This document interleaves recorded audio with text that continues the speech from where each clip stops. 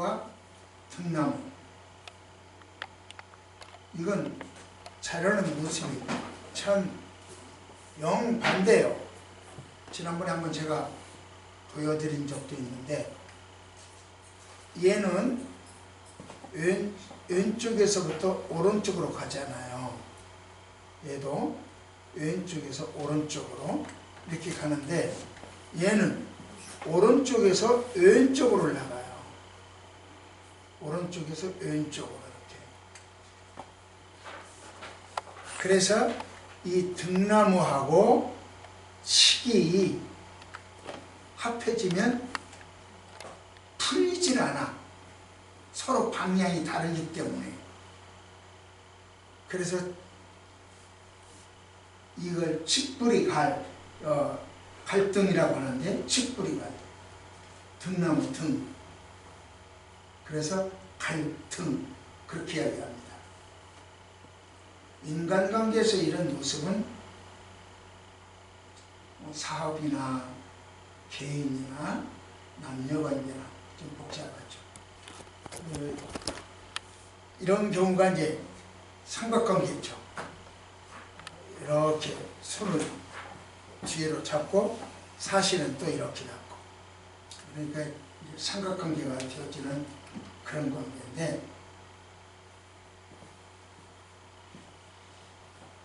보통 이런 관계는 참 복잡합니다. 근데 예수님께서도 이렇게 말씀하십니다. 시작.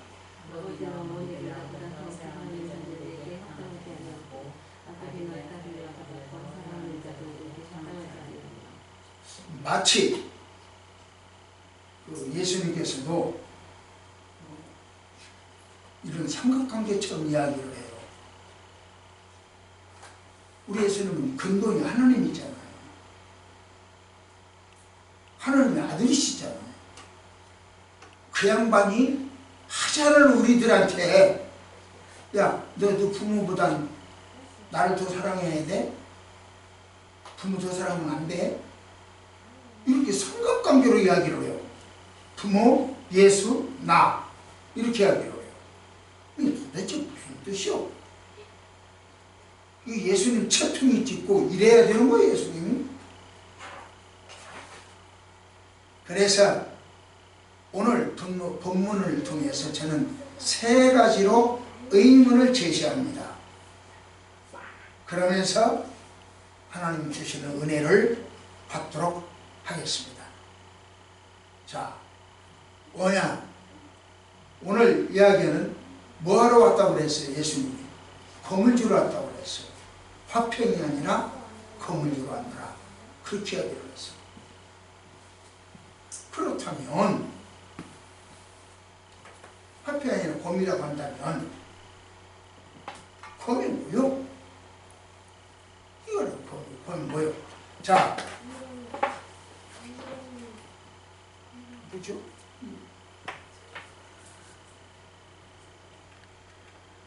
예, 다 시작.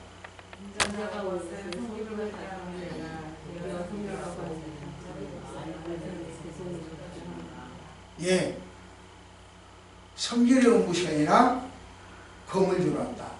이렇게 하면서 목숨을 바치러 왔다, 이렇게 이야기를 해요.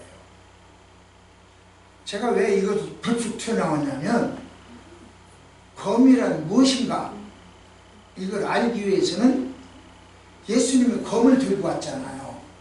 그리고 우리한테 검을 준다고 했잖아요. 그러면 검이 도대체 뭐기에 검을 주려고 그 양반이 여기까지 오셨냐, 그 이야기를 하는 거예요.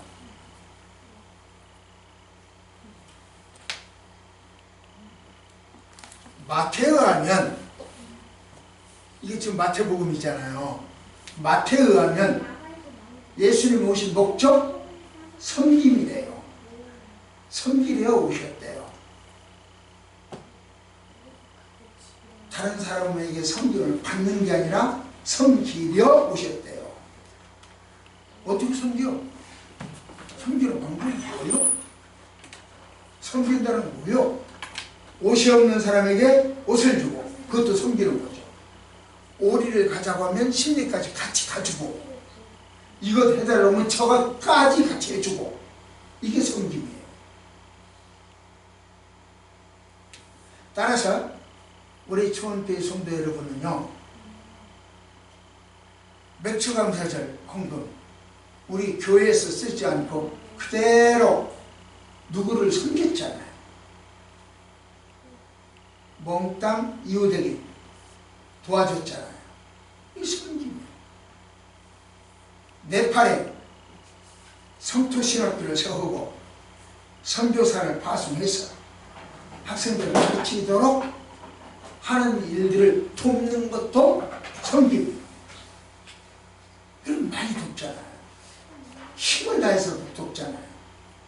뿐만 아니라 탈북자가 이 땅에 와서 정착하도록, 또는 서해자들이 서해감을 느끼지 않도록 옆에서 커피 한 잔이라도, 단돈 100원이라도 같이 나누려고 하는 것도 섬김입니다. 잃어볼 때 여러분들은 예수님이 오신 목적, 섬기러 왔노라, 잘 섬기고 계시는 겁니다. 자, 시작.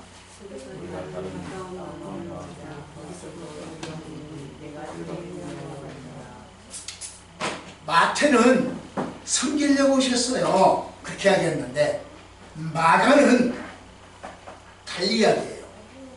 전도하러 왔대요. 그렇다면 전도 방법이 뭐예요? 어떻게 해야 전도하는 거예요? 꽝 잡는 게 매라고 하는 말이 있습니다. 신천지 수수꾼들은 거짓과 이선으로 접근하죠.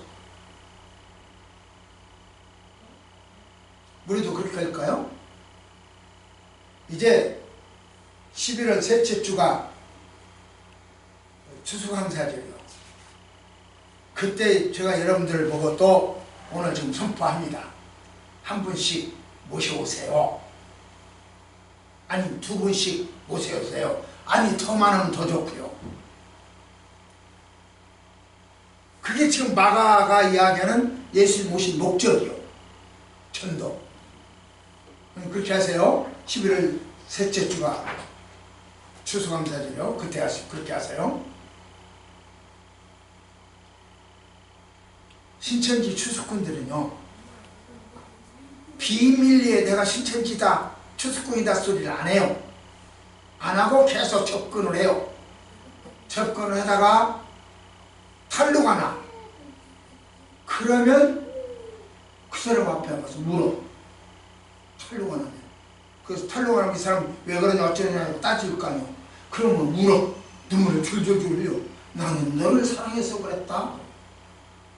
네 영혼이 불쌍해서 네 영혼 사랑해서 그랬다. 그러면서 눈물을 줄줄 흘려. 눈물에 약하잖아요, 사람들. 그럼 알았어 그냥 넘어가. 그리고 그냥 끌려가. 이게 그들의 방법이에요. 우리도 그렇게 해야 할까요?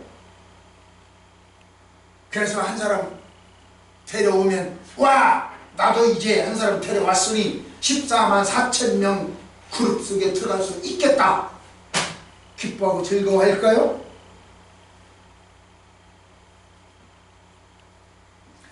그들은 자기네 식구들이 14만 4천 명이 되면 예수님이 재림하신다. 이건 시한부예요. 그게 몇월 며칠 날이라고 안 했지만 14만 4천 명이 되면 재림하신다 라고 했어요. 그런데 지금 14만 4천이 넘었거든요. 그럼 왜 안 하냐? 저는 방송에서 그렇게 이야기를 했죠. 너는 왜 안 하냐? 그랬더니 그들 이야기는 뭐라고 싹 바꿔버리냐면, 14만 4천 아무나도 되는 건가? 제사장급 14만 4천이지. 제사장급. 오늘날로 우리식으로 말하면 목사급 14만 4천 명이야지. 그럼 목사라고 한다면 성경도 잘 알아야 되고, 기도 말씀 뭐 다 잘 알아야 되고, 전도도 잘해야 되잖아요. 그러니까 성경을 자기네들이, 그분들은 200절을, 구절을 200절을 가르쳐요. 그리고 100절의 시험을 봐요. 시험 봐서 100절이 통과가 되면 그 합동 수료식을 해요. 뭐 여러분 보셨는지 모르겠는데 그렇게 해요. 그러니까 성경은 그 속에는 적어도 100절은 들어있어. 이 속에 제 속에 10절이라 있는지 모르겠는데 그 사람들은 그거 졸업하면 100절이 이 속에 들어있어요. 그러니까 자기네들은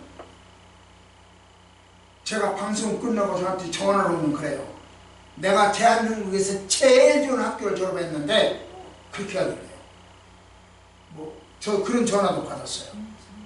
그러면서 당신이 뭔데 이러고 저러고 하냐 이런 뜻이죠. 그럼 그만큼 자부가 있어요. 그들은. 왜? 성경을 아니까.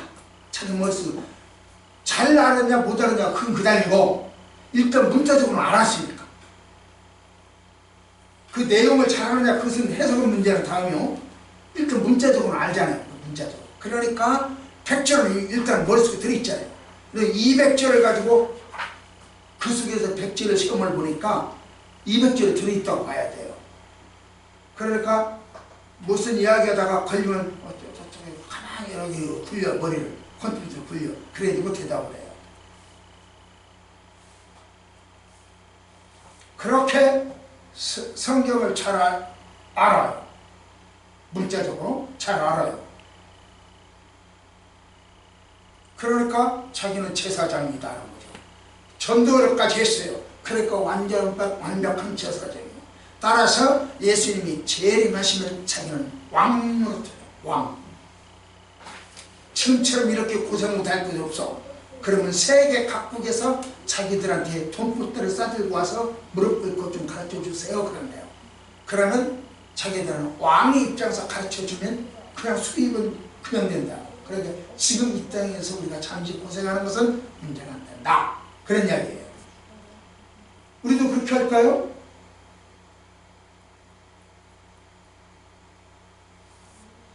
그런데 예수님은 그렇게 이야기하죠. 화 있을진저 유식하는 성경과 바리새인들이라 너희는 교인 한 사람 얻기 위해서 바다와 육지를 두루두루 다니다가 하나 얻으면 지옥 자식으로 만든다. 그렇게 해야 되잖아요. 마태복음 23장 19절에서. 그러면 전도하기가 한 사람 전도하기가 그리 쉽다는 이야기는 아니에요. 예수님 말씀이 그거예요. 바다와 육지를 두루두루 다니면서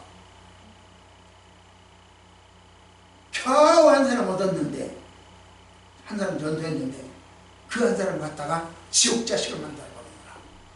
누가? 이단이. 전도하기가 쉽지 않다고 하는 것을 예수님은 이미 말씀해 주고 계세요.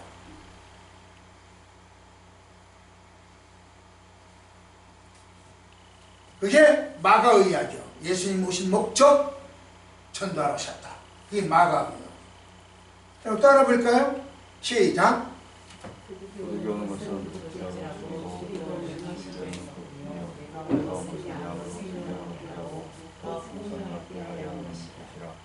예, 요한은요, 이게 지금 예수님 오신 목적을 요한이 하는 말이에요.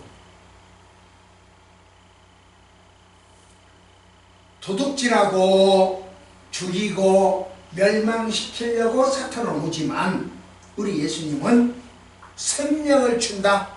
생명을 주기 위하여 오셨다. 그렇게 하죠. 생명을 주시듯 찌찌찌하게 조금 만만 부르는 것이 아니라 풍성하게 넘치게 준다. 그렇게 하기를 해요. 오늘 또 여전히 우리 권사님 저를 위해서 기대해 주셨어요. 건강을 위해서 기대해 주셨어요. 감사해요. 우리 예수님은요, 생명을 주시되 꾀꾀꾀하게 찌끔 주는 것이 아니고 병약한 생명을 주시는 것이 아니고 구차한 삶을 주시는 분이 아니라는 거예요. 혹시 여러분들 중에 병약해서 건강에 한이 맺힌 분 계십니까? 하나님은 당신의 그 연약함을 통하여 하나님께서 하시고 싶어하는 일이 있다.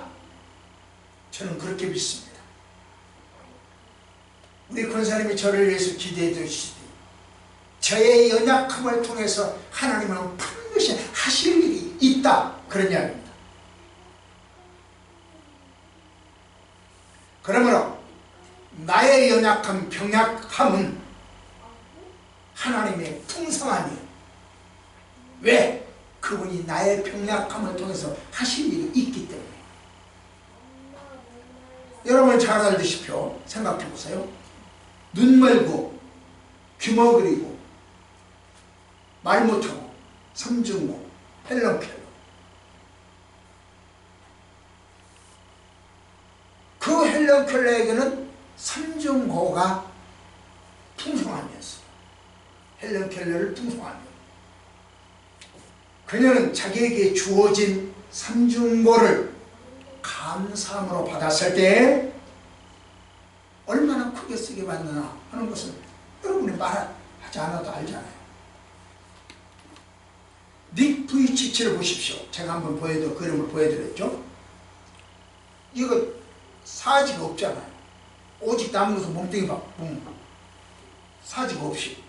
그래도 수영도 하고요. 그렇지 않아요. 그 수영하는 거 보셨죠?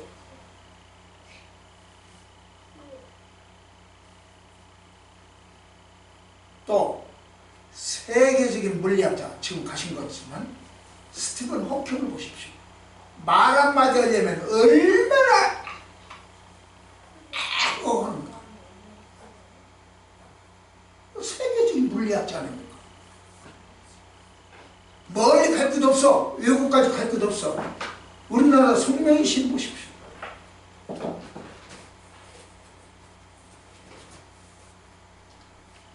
자기의 병약함을 감사함으로 받았을 때 정상인도 못하는 일을 그들은 해냈어요. 이게 하나님이 주시는 풍요예요. 하나님은요, 우리 각자에게 알맞는 은혜를 주셨어요. 주시되 풍성하게 주셨어요. 여러분 각자에게 주어진 상황을 감사하십시오.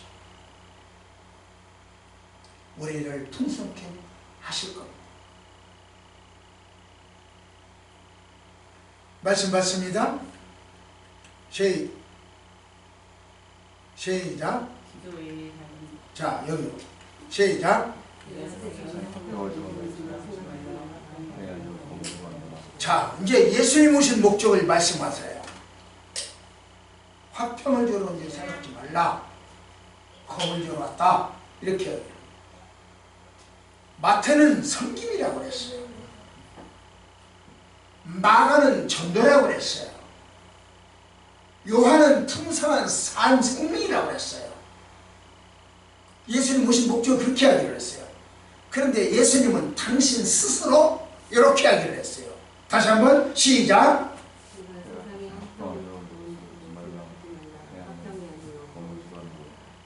화평이 아니고 검이래요. 정반대지요. 화평과 검은. 이사야는요, 한 아기가 우리에게서 낳고 한 아들을 우리에게 주신 바 되었는데 평강왕이라 이렇게 하기로 했어요. 이사야 9장 6절에서 그렇게 이야기를 했어요. 그 예언을 했어요. 그러니까 그 이사야도 평강의 왕, 화평의 왕이라고 이야기를 했어요. 그런데 예수님은 전혀 달라. 검 줄 왔다 이렇게 하기로 해요. 왜 그럴까요? 당시 유대인들은 메시아가 나타나면 로마의 압제로부터, 지금 거기 로마의 그 속국이 되어버렸으니까, 피지배국이 됐으니까 로마의 압제나 경제적 빈곤으로부터 해방시켜 주시는 분이라고 기대를 했어요.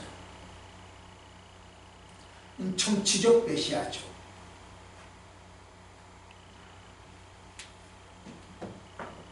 오늘 우리 권사님이 명년에 지도자 잘 뽑게 해달라고 기도를 했어요. 그것도 유대인식으로 말하면 정치적 메시아예요. 유대인식으로 말하면. 그러나 우리는 그 기도가 필요해요. 꼭 해야 돼요. 저는 엊그저께도 누군가 저한테 그렇게 이야기를 해요. 우리 이러다가는 지금 현재 빨갱이 좌파가 다 먹어버렸어. 이런 것도 뭐 교육도 뭐 저 은행도 먹도 다 먹어버렸어. 명년에 잘못하면 우리 완전히 넘어가. 저는 물어봤어요. 그러면 그 세 사람 누군가가 다시 뽑으면 그 사람은 어떻게 할 것 같은데? 그 사람에게는 부조리가 없고 부패가 없고 아재민수가 없고 팔이 안 오르는 일이 없을까?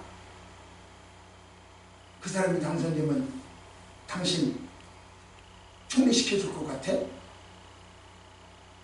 팔이 크고 누가 정치를 해도 똑같아요.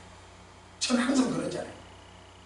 내가 대통령을 해도 내 새끼 잘못일 거예요. 내 노후 정도 잘할 거라고. 누가 해도 똑같아요. 다만 하나님 무서워할 줄 아는 사람만 뽑자. 동성애나 차별금지법이나 인권이나 이런 걸로 하나님을 모독하고 한 교회를 없애고 교회를 해체시키고 기독교를 말살시키려고 하는 그런 정책을 안 쓰는 사람이면 된다. 누구든 좌파든 우파든 말하다. 우리는 기준을 하나님이어야 된다.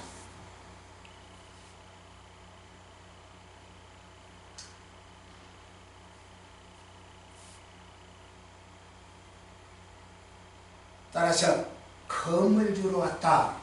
그 말은 무조건 양보나 타협하는 것이 진리는 아니에요. 그러니까 좌파에게 무조건 무릎 꿇는 것, 그 진리다. 무조건 우파 지지해주는 것, 그건 진리다. 하나님이 예수님이 검지로 오셨다고 하는 것은 투쟁이에요. 좌파가 하나님을 기독교를 멸살시키고 못살게 한다고 한다면 좌파와 투쟁을 해야 되고 우파가 그렇게 한다면 우파와 투쟁을 해야 돼요. 투쟁하도록 검을 준 거예요. 무조건 엎드려 타협하는 것이 그분이 원하시는 바가 아니라는 거예요. 그러므로 우리는 불의, 추악, 탐욕, 악의가 가득한 자, 시기, 살인, 분쟁, 사기, 악독 가득한 자, 수근수근하는 자, 비방하는 자, 하나님께서 미워하시는 자, 능력하는 자, 교만하는 자, 자랑하는 자, 악을 도모하는 자, 부모를 거역하는 자, 우매한 자, 배약하는 자, 무정한 자, 무자비한 자, 이런 사람들과 싸워야 된다. 우리에게 검을 주셨습니다. 그 사람과 투쟁해야 된다. 그 이야기입니다. 타협해라, 무릎 꿇으라, 무조건 받아들여라, 그게 아니에요. 말씀과 비교해서 아니면 싸워라. 그래서 그 검을 주는 거예요. 그러므로 11월 셋째 주 여러분들 수술하면서제비라고 모셔오라고 했죠. 싸움이에요. 명년 3월 9일 선거죠. 싸움이에요. 좌파 우파가 문제가 아니에요. 싸움이에요. 그 어떤 사람이 그렇게 우리 싸움의 대상일까요? 누가 우리의 싸움의 대상? 우리에게 이제 검 주어졌다. 예수님이 검 주었다. 그럼 검을 들고 있으면 누구고 싸울까요? 문 아무개고 싸울까요? 초 아무개고 싸울까요? 축 아무개고 싸울까요? 아니면 김집사, 이집사, 박장로와 홍장로하고 싸울까요? 안독사하고 싸울까요? 먼저 싸움의 대상은 자기 자신. 제1차적인 대상은 자기 자신. 그러기에 우리는 예수님이 주신 검을 가지고 끊임없이 영적 전쟁을 해야 돼요. 하나님은 반드시 승리하게 하실 것입니다.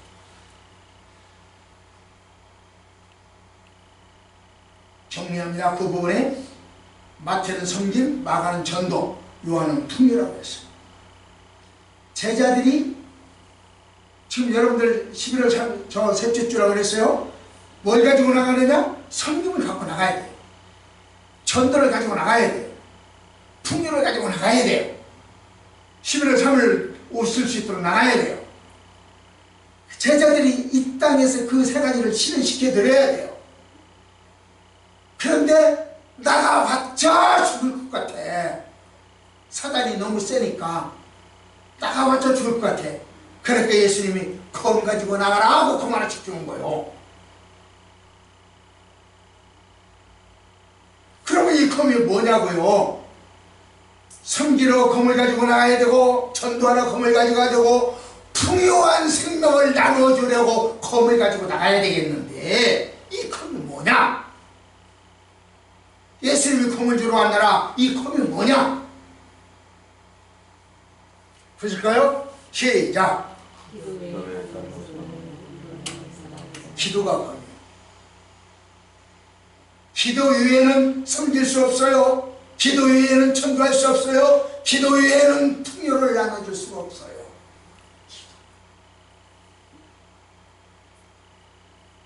내가 검을 주러 왔노라. 검은 기도입니다.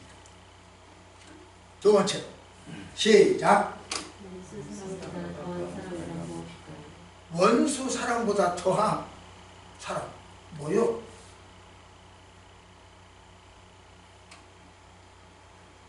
우리는 여러 가지 인연 속에서 인연을 맺고 살아갑니다.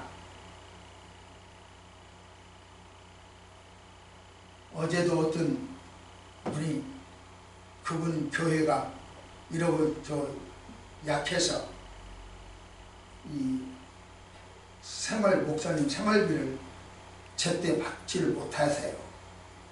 그런 분이 저한테 점심 사겠다고 해서 점심 사겠다고 전화가 왔어요. 코로나 때문에 오랫동안 못 만났는데 한번 보자고. 관리 있죠? 내가 그분 점심 못 먹을 사람은 아니지만 관리죠. 학연, 치연, 혈연 이런 인연을 우리는 맺고 살아요. 그 중에서 가장 끈끈한 인연 뭘까요? 아무래도 피는 물보다 진하다고 하듯이 혈연 관계가 가장 끈끈할 겁니다. 그래서 혈연적 관계가 되면 그냥 다 줘. 아파트도 주고 차도 주고 돈도 주고 모든 것도 주고 그냥 다 줘. 이게 혈연이에요.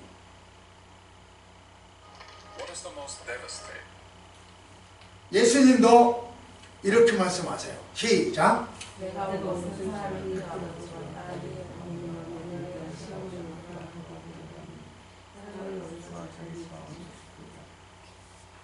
이 말씀대로 한다면 가족, 혈연의 정이요. 정냄이 떨어지는 소리 있잖아요. 집안 식구가 혈연 관계가 다 원수라니 정남이 뚝 떨어지는 소리 아니요? 오해의 소지가 충분합니다. 그러나 이 부분은 문자적으로 받아들이는 사람은 없어요. 역설적이라는 이야기죠. 말씀 보세요. 시작.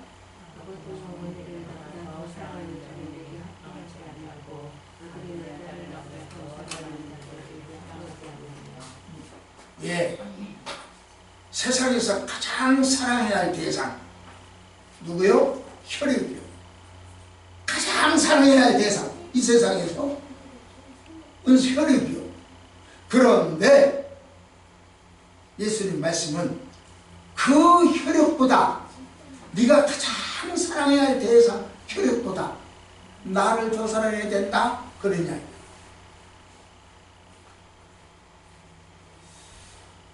글쎄요, 내가 휘보다 예수님을 더 많이 사랑하려는지, 내가 우리 둥이보다 이한이 이든이보다 예수님을 더 많이 사랑하는지,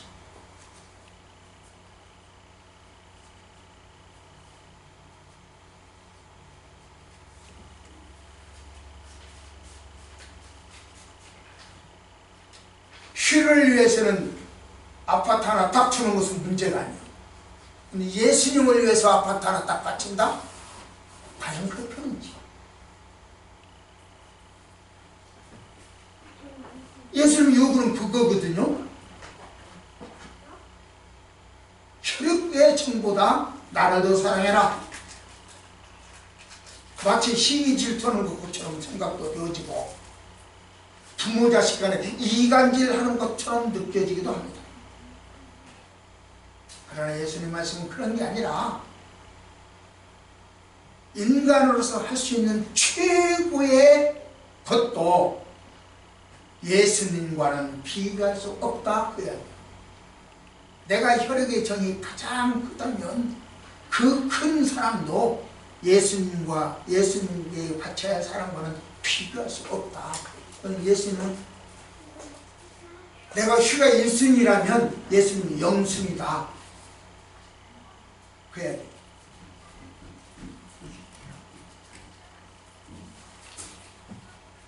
여러분들의 1순위도 여러분 가족이지 않겠습니까? 혈육이지 않겠습니까? 그러나 예수님은 0순위로 해야 된다. 이게 예수님의 말씀이다. 이게 쉽습니까? 말은 듣고 이해는 되지만 삶이 쉽냐고요. 그들은 실천하기가 쉬워요. 그래서 그게 십자가라고. 내가 져야 할 십자가라고.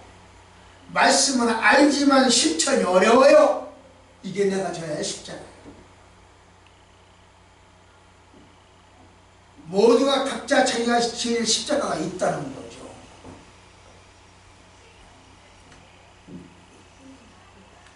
생각해봐요. 우리 저 권사님 애들을 위해서는 유진이를 위해서는 필요하면 아파트 안 주겠습니까? 필요하면 타고 다니는 차 안 주겠습니까? 줘야 안 줘요? 그런데 예수님을 위해서는 그게 쉽지 않다니까. 어? 나는 경우는 그래요. 우리 권사님 어떤지 모르겠는데. 그러니까 그 내가 지고 가야 십자가요.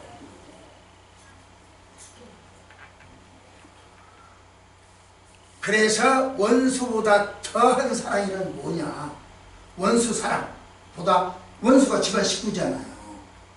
그래, 집안 식구보다 혈육보다 더 큰 사랑해야 할 대상이 뭐냐? 지금 그 이야기를 풀이해드렸어요. 이제 마지막 세 번째로요. 시작.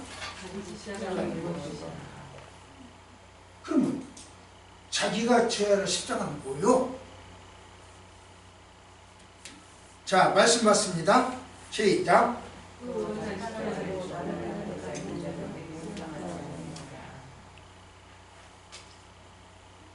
많은 사람들이 자기를 부인하고 자기 자신을 부인하고 자기 십자가를 져야 한다. 이 말에 꼬꾸라집니다. 어떻게 그럴 수가 있어요? 내가 나를 부인하고 내 십자가를 내가 지라니. 그러면 즐거움도 없어야 되고 돈도 벌지 말아야 되고 출세도 하지 말아야 되고 성공도 하지 말아야 되고 기쁨도 버리고 가정도 버리고 재산도 버리고 심지어 생명까지도 버려야 된다? 그런 이야기가 똑같잖아요.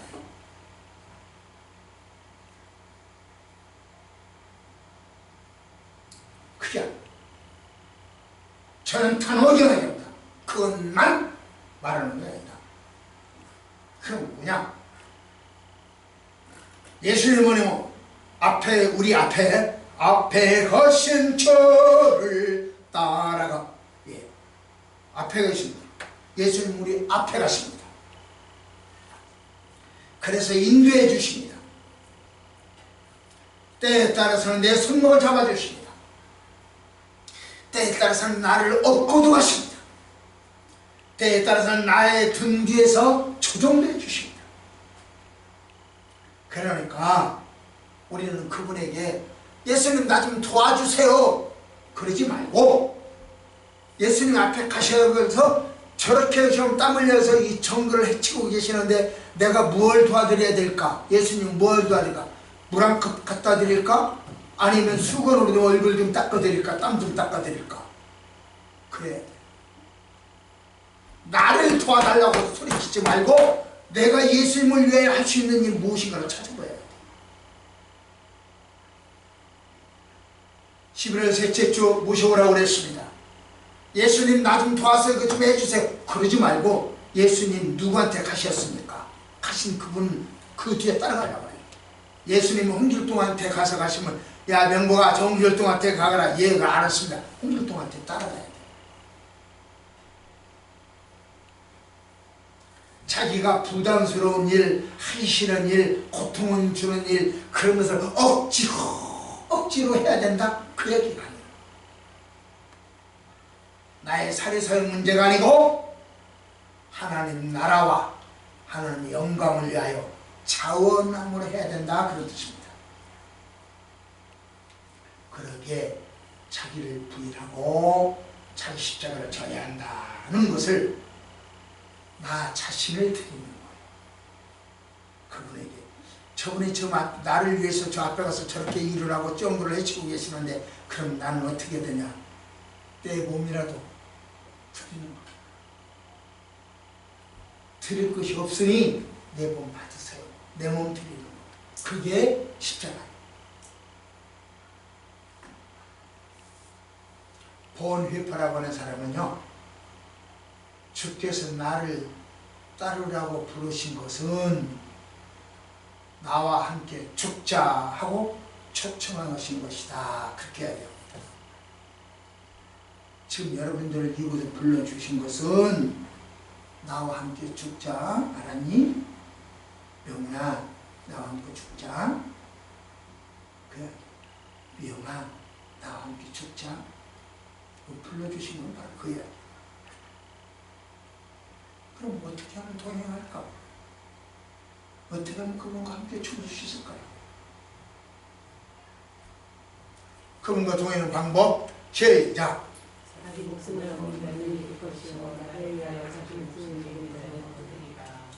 이거요. 자기 목숨을 잃는 자는 얻는 자는 잃을 것이고, 자기를 위하여 목숨, 나를 위하여 목숨을 버리는 자는 얻으리라. 이건 한 선교사님이 목사님을 찾아갔어요. 목사님 찾아가서 자기의 애로사항을 이야기하는 거예요. 선교지에서 애로사항을. 목사님, 저는 제 아내가 십자가예요. 그 말 들어보면 여러분들 빤하죠. 그 관계가 어떤 관계나. 내 아내가 십자가요. 그렇게 말할 때는, 그러면서 이 팔을 걷어붙이고 아내가 물어뜯어서 상처난 그 상처난 자죽을 보여요. 이게 내 아내가 물어뜯어서 이래요.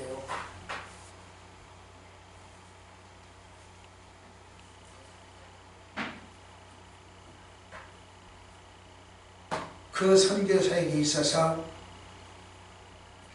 그 아내가 십자가일까요? 그 선교사님 말씀대로 그 아내가 십자가일까요? 아니요. 아내가 십자가가 아니요. 물어뜯는 아내가 십자가가 아니요. 뭐냐? 누가 십자가냐?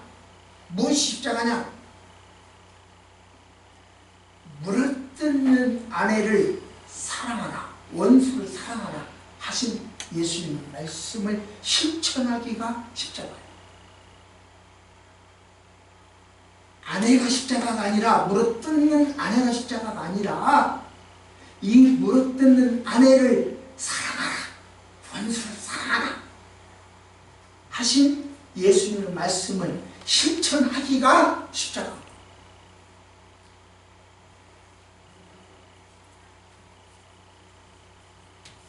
오늘은 부득이 제 이야기를 해야 되겠습니다. 제가 이번 추석에 대형 사고를 쳤습니다. 사실 우리 교회는 네팔에 선교사를 파송하고 신학교를 운영할 형편이 되지 못합니다. 파송했죠. 못합니다. 그럼에도 불구하고 그렇게 할 수 있는 것은 먼저는 하나님의 은혜요, 두 번째는 여러분들의 믿음과 신앙 때문에, 헌신 때문이죠. 여러분이 아시다시피 저희 부부는 교육 공무원이었기 때문에 자녀들 교육비나 집안 살림 먹고 사는 부분은 그다지 구애를 받지 않았습니다. 따라서 교회에서 헌금을 가지고 저희 가정 살림에 버텼은 적은 없어요.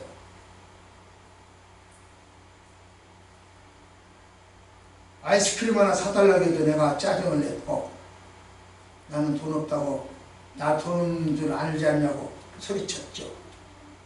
왜? 내가 있는 돈은 다 헌금이니까. 여러분들이 헌금이니까.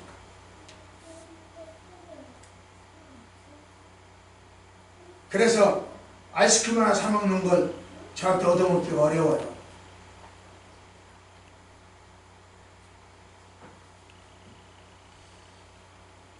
그리고 선교비와 구제비를 등등으로 썼어요. 물론 제 개인 활동, 목표 활동은 다 헌금을 했습니다. 개인 활동. 그러나 집안 살림에 보태지는 않았다 그런 얘기죠. 지금은 두 자녀가 독립을 했기 때문에 우리 두 부부, 노인네들 두 부부가 먹고 살기는 이제 교육비도 안 들잖아요. 먹고 사는 데는 우리 식으로 말하면 넉넉해요. 여러분들이 보기에는 어쩔지 모르겠지만 그래요. 그래서 앞으로도 교회 헌금 저희 집 살림에 보태지 않을 거예요. 그런데 참 이상해요. 저는요, 돈 벌려고 노력도 안 하고 별다른 노력도 안 하고 성도 교회 꽉 채워야 되겠다 노력도 안 하잖아요. 원리대로만 하려고 하잖아요. 그런데 저희 집에는요, 참 이상하더라고요.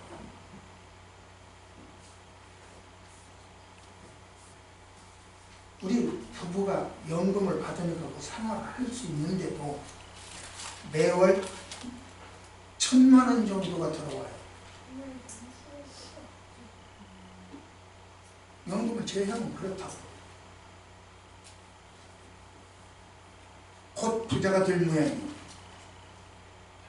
하지만 그 돈을 내 자녀와 내 노후를 위해서 은행에 저축한다면 누가복음 12장의 부자, 천국 짓는 부자가 될 겁니다. 그 돈을 나와 내 식구들, 식솔들이 잘 먹고 호의호식한다면 누가복음 16장의 부자가 될 겁니다. 그들이 맞은 결과는 여러분들이 잘 아시죠. 제가 가끔 이야기하니까. 그러기에 성경을 잘 살고 있는 저에게 그 돈의 11조, 100만 원이죠. 11조라고. 네팔 선교 관계되는 것이 200만 원 따로 드리고, 그리고 구제비, 선교비, 네팔 선교 회원 확보 등등을 해서 200만 원을 또다시 드리고, 일단 500을 써놓고 저 자신을 위해서 내가 이 땅에서의 마지막, 그리고 처음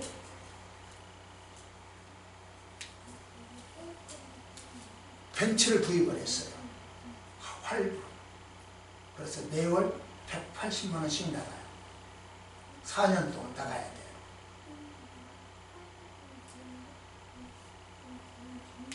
제가 하나님이 저에게 맡기신 돈 잘못 관리하고 있을까요? 왕의 재정 관리에 저에게 십자가일까요? 성경은 아무렇게나 살아도 구원받는다. 습관적인 죄를 계속 짓고 살아도 하나님이 받아주신다. 작년에도 무덤에서 절했으니까 금년에도 한다. 습관적이죠. 작년에도 고목나무 찾아갔으니까 금년에도 찾아간다. 습관적이죠. 아무렇게나 살아도 구원받는다. 습관적인 죄를 져도 하나님은 받아주신다. 거짓말하고 욕심부리고 싸우고 살아도 구원받는데 전혀 문제가 없다. 그렇게 말하지 않습니다. 자기를 부인하고 자기 십자가를 지고 주님을 따라야 된다고 이야기합니다. 그렇다면 그렇게 힘들고 어려운 십자가를 누가 질 수 있겠어요? 왜 우리는 그런 십자가를 져야 돼요?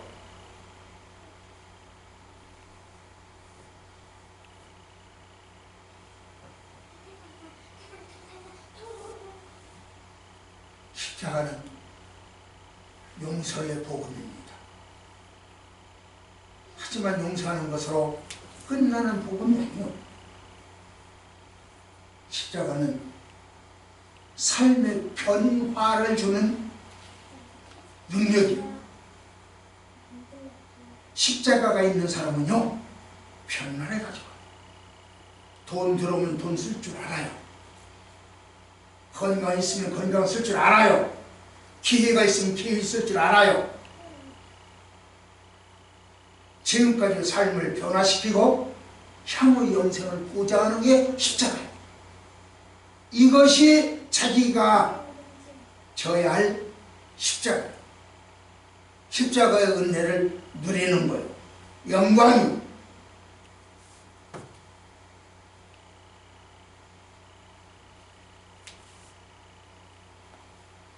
17세기 영향력이 있던 목회자 사무엘 니더포드라고 하는 분이요. 십자가는 새에 달려있는 날개 같다 그랬어요. 이 날개는 몸집보다 커요. 날개가 더 무거워요. 그 몸집보다 큰 더 무거운 날개가 있으므로 새가 날아갈 수 있어요. 돛을 보세요. 배, 요트.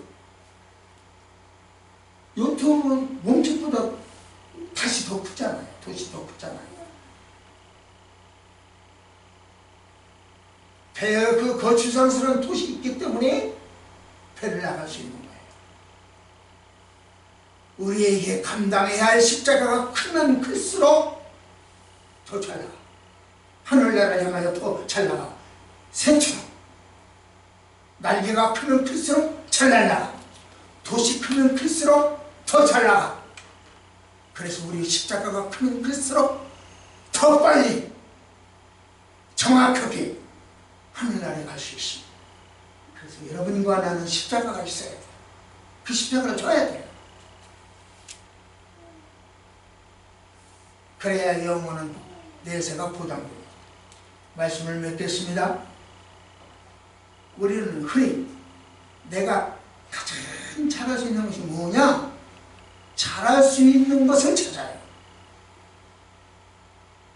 내가 어느 부분에서 가장 큰 영향력을 미칠 수 있느냐? 내가 미칠 수 있는 영향력을 찾아요. 그러나 성경 어디에도 자아를 개발하고 자기의 강점을 찾아서 하나님께 쓰임 받는 사람은 없어요. 그저 내 모습 이대로 불러주시니 쓰임 받는 사람이 된 거예요. 쓰임 당하면 돼요. 내 모습 이대로 저받아옵소서. 노래 못하면 노래 못하는 그대로, 병약하면 병약한 그대로, 돈이 있으면 있는 그대로, 없으면 없는 그대로, 돈이 많이 들어오면 많이 들어오는 그대로 쓰임받아요.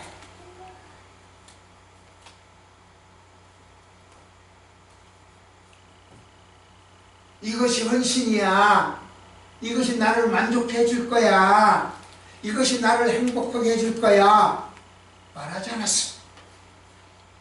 그냥 행복인지 아닌지, 이것이 나한테 어떤 영향을 있는지 생각할 거 없어. 말씀대로 실천하는 거야. 단순히